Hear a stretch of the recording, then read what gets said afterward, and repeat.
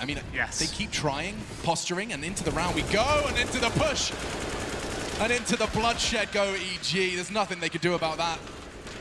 Yeah, went for the squeaky door rush, but this being sprayed through the smoke continuously here. Chris J and Frozen working in tandem. They haven't even taken any damage yet, Alex. It's a 5-on-1 once again, and it's another clean sweep as they find double digits here on the CT side of Nuke. What is left? Oh, no. Oh no, the grenade. That might be a record-setting one. That hit four people Jesus. for 40 plus damage on all of them. It's done, Anders. It's over. Let's call the game. Someone throw in the towel. It's not worth finishing.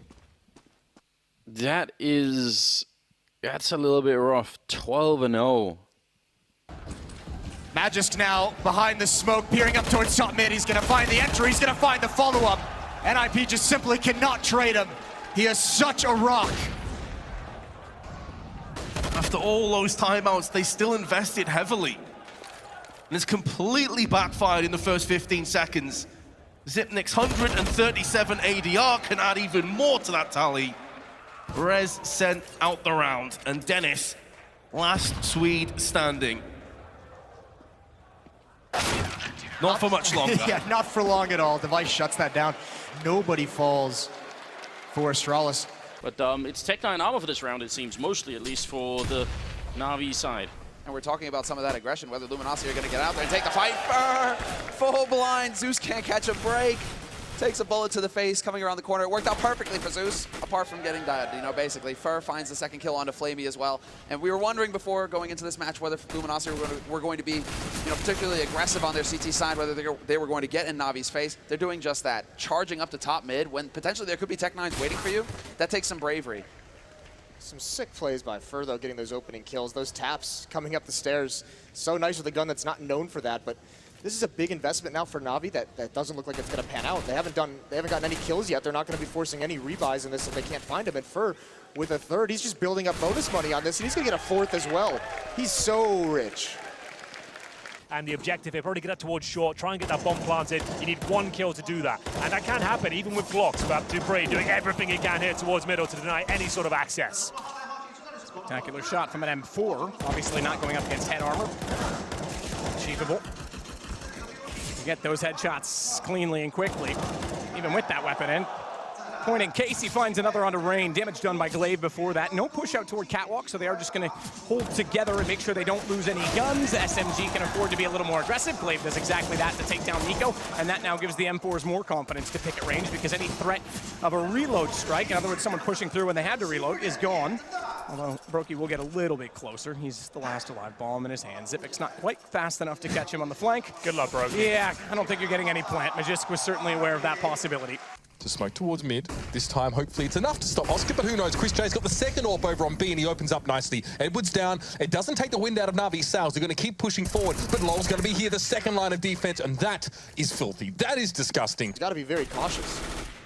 Fur's going to have a field day with that MP9, though. Fallen will be able to fall back. Is there anybody there to support? Yes, Fur rotates up the stairs through Connector, and he wants to go and pressure Guardian. He's getting a bit ahead of himself, though. Luckily for him, Guardian is alone. The rest of Na'Vi trying to push around on the rest of the map. They do get control of sewers, and now Connector is lost. So now it comes down to whether Fur gets the read on this. He needs to realize that he needs to back off. Exactly, there we go. Starts to sense that maybe it's getting a little dangerous to hang around in mid.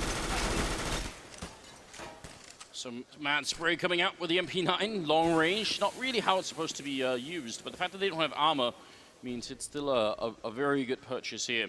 First seems to be all about the money at this point in time here. He's been very good at that on the first map as well. Going to pick up a quick kill, making it a double. FNX stealing one. And Fallen seems to not be able to miss any shots at this point in time. Triple kill in total. And a full rush.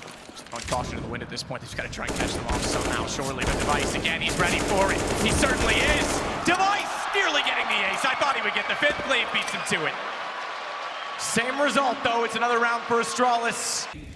It has kept three players interested here for Astralis, and now the B hit is going to take effect. It's going to be evoked, but Xyp9x, as ever, holds the line with one, making a second alongside dupreeh, and this is an impenetrable defense on the CT side once again. f0rest can do nothing but look over the corpses of his teammates, and as good as he's been, this 1v5 would be absolutely ridiculous if he pulled it off. He's only got 7 seconds. It's not going to happen. Not even close. Can't even find anyone to shoot at. Suffocating from Astralis. He can do a lot here, Tarek. Expecting it, but dealt with. Chris Jake now maneuvering around that smoke. He's gonna, he's gonna be kept safe. Woxic arrives outside. Now he has his eyes towards Silo, which is where the trade would have come from, but Ethan's forced to cower. Yep. He cannot commit. They've fallen back as well. A perfect approach there. I don't know how Chris J survives that one, but Robs, I'm not surprised at that. He continues his domination towards the ramp room. It's going to be a 5 versus 2. Need to keep the money strong here on the CT side. Sure, they've won 8 rounds in a row, but the rounds have been contested. Need to keep all 5 up if they can possibly help it. It will be Ethan, still on the silo for now. Dropping down. And another shot from Robs. You cannot enter ramp room. It's not ramp room, it's Rob's room. You can't go near it. He's got the door closed. He's got his edgy stickers on it. No parents, keep out. It's certainly a confident-based map. If you're feeling like you're not finding your picks and getting completely destroyed all over the place, you're just trying to go around as a pack. You're trying to run these defaults, but it's just not working out at all. This is barely a strategy coming in from FaZe Clan as dupreeh helps himself to his 4th kill, looking for the ace, but the double orb setup, it will find all 5 there. Device to get the final kill. This looks way too easy for Astralis. They're not even being tested right now. Device reading the situation, just a little bit delayed and does take a headshot, but there is Rez jumping up to his demise. And Astralis should be locking this round down. Minimal investment from NIP. Easy in the end for the Danes. They had just the utility to finish it off, the capstone, perhaps the foundation of a lot of this Astralis team's success. Maybe Cloud9 are destined for madness here on Train. So far, the straight jacket certainly has been applied. And really, there doesn't seem to be any way out for Cloud9. I mean, everywhere they go, they're just being locked down. Whether it's Orb or Magisk or Device, it doesn't matter. Everybody's pulling their weight. Magisk looking for another one, but Glaive's going to take it away. With 2 of his own. Full house of frags. Magisk with 2, Glaive with 3, and Astralis 10-0 to the good. Ents will be conceding this round for sure at this stage as Zipex finds a couple towards the bottom and Device will back him up with the AK-47. They don't have the 4C issue on these frags, but dupreeh can actually farm some cash to the MAC-10. You want to send those SMGs in first as he does a lot of damage here. Great stuff. Will there be 1 kill found? Absolutely not. It's the SMGs doing most of the heavy lifting here, but Ents can buy up now. But now it's Na'Vi. Hard ego from them, seeing as how they haven't got a bomb plant yet. They're just flat broke. And so far, Taco is drawing out a little bit for him. Cold will be able to get the flank in. And between Taco and Cold, they've just completely shut down Na'Vi. Not since the pistol round have Na'Vi been able to actually get anywhere near a bomb site. They're just getting caught out on the extremities.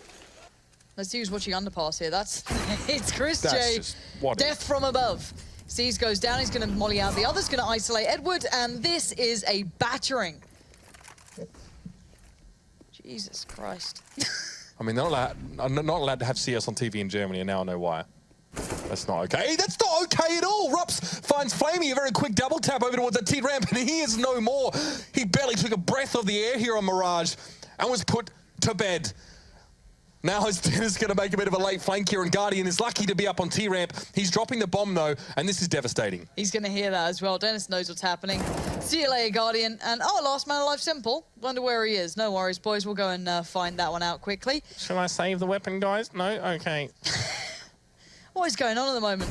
Oh, they even flashed it. That's gross. Every I is being dotted, every T is being crossed right now for Mousesports. It's looking to be very, very solid. It's going to be a slow round again, maybe trying to draw out some of these nades from Astralis, but they've been very good when it comes to their economy and their utility management. Yeah, as they always are, and look at these fights. I mean, no one's even shooting at dupreeh. He's got so much freedom, and he just feels so comfortable to stand there. Xyp9x controls bench, and again, it might be a flawless round for Astralis. Lekr0 swings out wide with an AK, but he hasn't been able to get into the action for it. Astralis making this so difficult to find a single player, to find a single chance, a single hope